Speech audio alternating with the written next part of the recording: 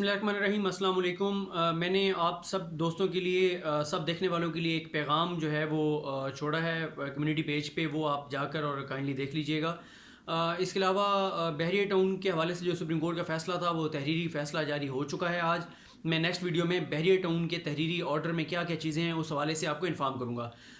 इस वीडियो में हम बात करेंगे जस्टिस काजी फायज़ साहब की अदालत में कल और आज जो केसेस थे, वो केसेस ऐसे थे कि वो एक हमारे माशरे का बहुत बड़ा अलमिया है। हम पॉलिटिकल चीज़ों पे रोज़ बात करते हैं, लेकिन उस अलमिया पे बात करते हैं और इस अलमिया के बारे में बताने के बाद अमल उमर केस जो है उस पर भी हम बात करेंगे जिसकी समाअत हुई। अलमिया ये है कि फैमिली मैटर्स ख़ास तौर पे जब तलाक़ होती है और तलाक़ के बाद जो शराइत लिखी जाती हैं या तलाक़ के बाद जो बच्चों की वो लड़ाई शुरू हो जाती है कि बच्चे किसके पास रहेंगे, माँ के पास रहेंगे, बाप के पास रहेंगे, या फिर उसके बाद अगर बच्चे माँ के पास हैं तो बाप ने जो ख़र्चा हर माह देना होता है उस हवाले से। तो इस तरह की जो केसेस हैं वो जब अदालत के अंदर लगते हैं तो वो बहुत अफसोसनाक चीज़ें देखने को मिलती हैं। ख़ास तौर पे सबसे ज़्यादा जो हमारे लिए कवर करना मुश्किल होता है वो वही केसेस होते हैं जब अदालत फ़ैसला सुनाती है कि बच्चे अगर माँ के पास हैं तो उनको बाप के साथ भेज दिया जाए। बच्चे चीख रहे होते हैं, रो रहे होते हैं, या बच्चे बाप के पास होते हैं तो कहा जाता है कि माँ के साथ चले जाएं। तो ये बड़ा एक अफसोसनाक पहलू होता है। फिर एक और चीज़ जो है, जो केसेस ज़्यादा थे उनमें कुछ ये भी थे कि जो वालिद ने ख़र्चा देना होता है बच्चों का, चाहे वो तलाक़ की सूरत में अलहदगी हो जाती है या वैसे ही अलहदा रह रहे होते हैं, तलाक़ नहीं होती, वो जो ख़र्चा देना होता है।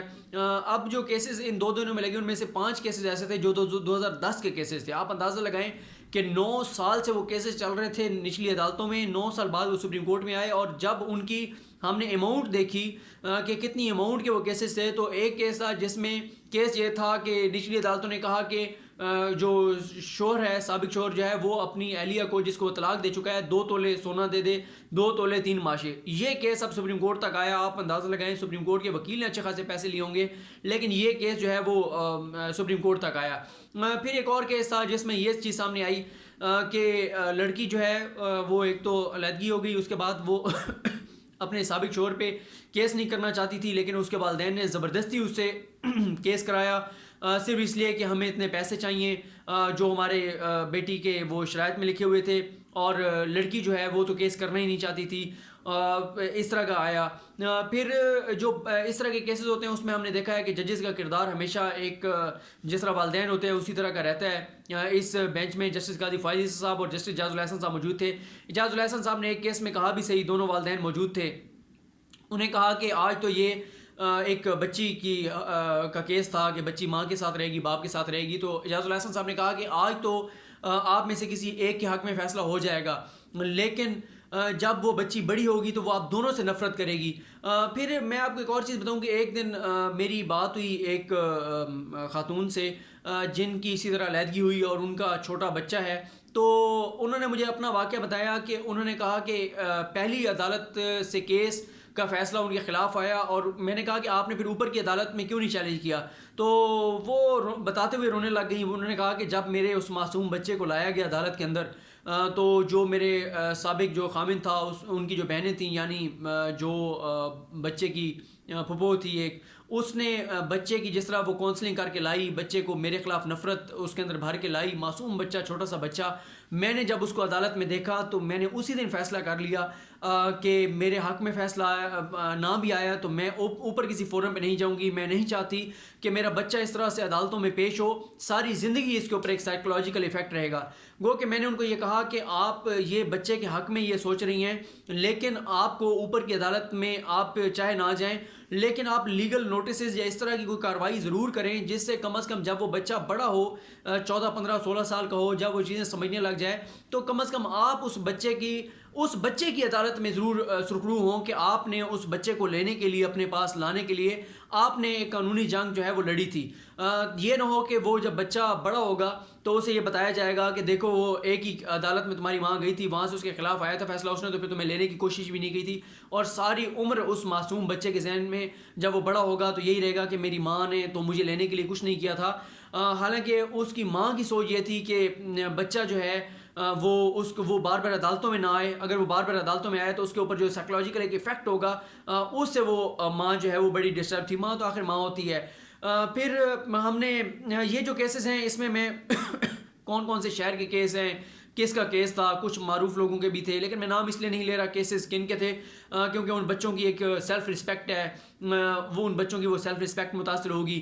پھر اسی کیس میں ہم نے دیکھا کہ کچھ جگہوں پہ بڑی ایک انڈیو سی ڈیمانڈس کی گئی تھیں. جیسے اعجاز الحسن صاحب نے پوائنٹ آؤٹ کیا کہ ایک جو خاتون تھی ان کی جانب سے جو خرچے کی لسٹ بنا کے دی گئی تھی بچے کی, اس میں 12 سال کے بچے کے لیے جو ہے پیمپر بھی لکھے گئے تھے. تو اعجاز الحسن صاحب نے کہا کہ یار 12 سال کے بچے کو کون پیمپر پہناتا ہے, آپ اگر ڈیمانڈ کر رہے ہیں تو حقیقت پہ مبنی کریں.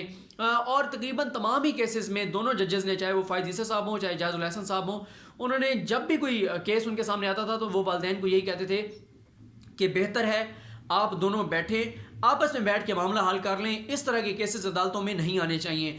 مجھے جسٹس کھوسا کی ایک بات یاد آ رہی ہے. کھوسا صاحب نے بھی ایک بار کہا تھا کہ انصاف کرنا صرف عدالتوں کا کام نہیں ہے, ہم سب کی بھی ذمہ داری ہے کہ ہم ایک دوسرے کے ساتھ انصاف کریں.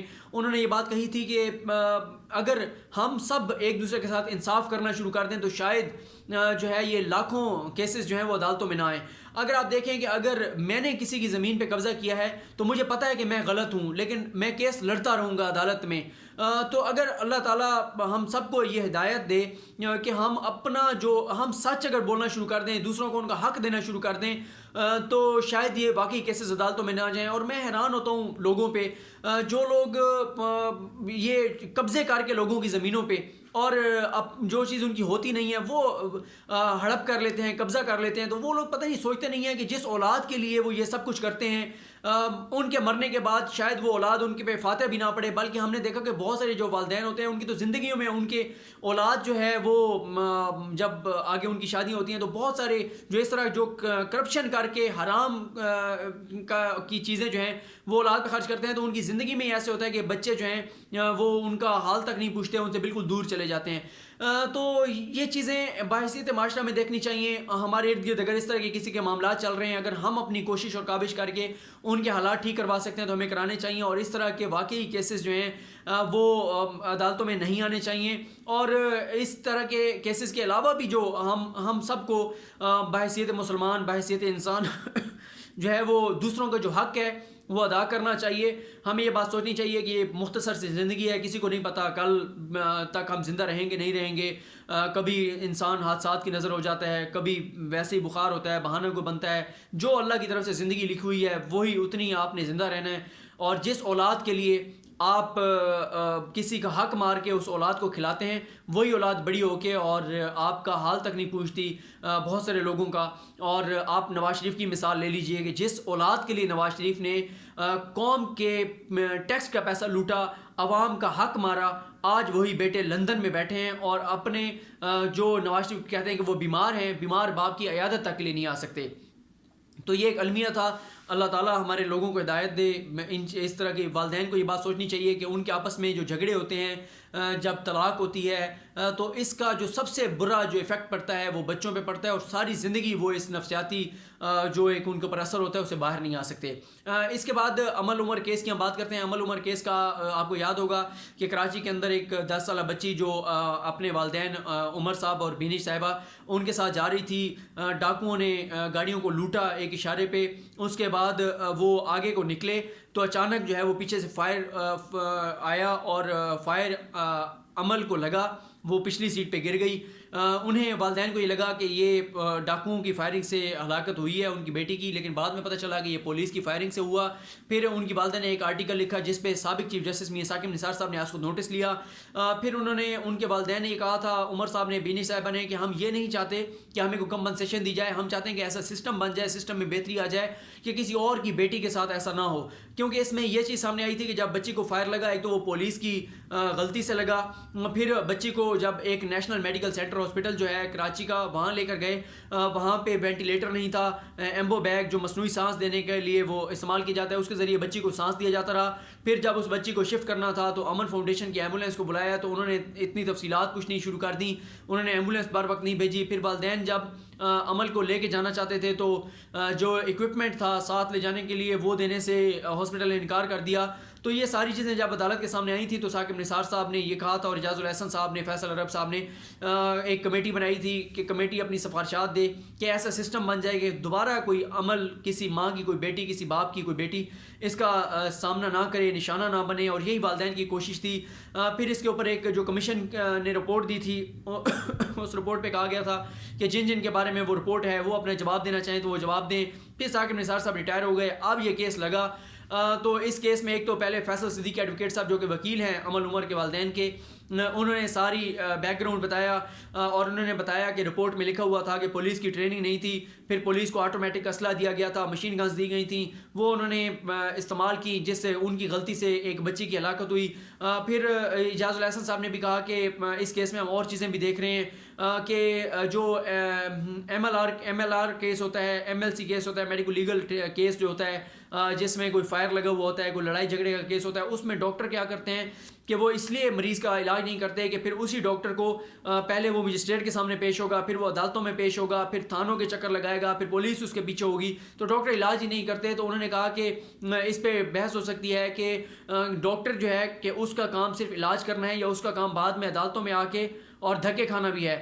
لیکن اس پہ فائز عیسیٰ صاحب کا پوائنٹ آف ویو مختلف تھا. ان کی بات بھی فائز عیسیٰ صاحب کی اس معاملے میں ٹھیک تھی کہ مسئلہ یہ ہے کہ اگر ہم ڈاکٹروں کو عدالتوں میں نہ بلائیں تو بہت سارے لوگ فیک جو ہے وہ رپورٹس بنا کے لے آئیں گے. پھر ایک اور بات پہ بہت اختلاف دیکھنے میں نظر آیا فائز عیسیٰ صاحب میں اور اعجاز الاحسن صاحب میں. فائز عیسیٰ صاحب کیونکہ ان کا ایک اختلاف بھی ہے ثاقب نثار صاحب سے, تو یہ اس کو نوٹس کیونکہ ثاقب نثار صاحب نے لیا تھا, تو فائز عیسیٰ صاحب کا یہ کہنا تھا کہ یہ جو 184(3) ہے از خود نوٹس کی جو اختیارات ہیں اس کے اندر ہم کسی پرائیویٹ ہسپتال کو کیسے اپنے سامنے بلا سکتے ہیں. ان کا اس بات پہ شدید اختلاف تھا فائز عیسیٰ صاحب کا. لیکن اعجاز الاحسن صاحب نے اس بات کو کلیئر کیا کہ ہم نے ہسپتال کا موقف لینے کے لیے اس کو بلایا تھا کیونکہ اس ہسپتال پہ یہ الزام تھا کہ اس ہسپتال نے بچی کا صحیح علاج نہیں کیا, اور یہ بات ہم نے دیکھی بھی صحیح کہ اس ہاسپٹل نے اپنی ذمہ داریاں پوری نہیں کی.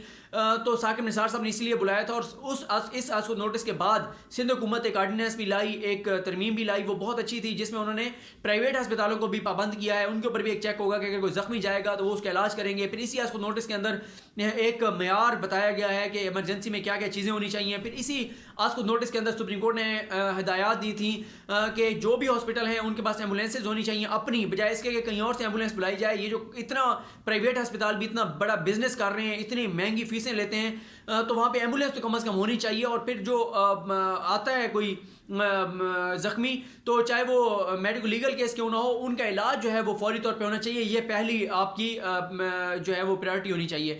اعجاز الاحسن صاحب نے بھی کہا کہ اگر یہ ہم نے خود نوٹس لیا تھا تو یہ سسٹم میں بہتری کے لیے لیا تھا تاکہ آئندہ اس طرح کے جو ہے وہ واقعات نہ ہوں. پھر اعجاز الاحسن صاحب نے ایک اور بات کی کہ یہ 2 کروڑ کا شہر ہے کراچی, وہاں پہ جو وینٹیلیٹر ہیں وہ صرف 150 ہیں. سپریم کورٹ نے یہ بھی کہا تھا کہ کم از کم 2-2.5 ہزار وینٹیلیٹر ہونے چاہیے, ورنہ پھر ہم دیکھتے ہیں اسپتالوں کے اندر وینٹیلیٹر نہیں ہوتے. بہت سارے مریض اس لیے جان سے چلے جاتے ہیں کہ وینٹیلیٹر نہ ہونے کی وجہ سے.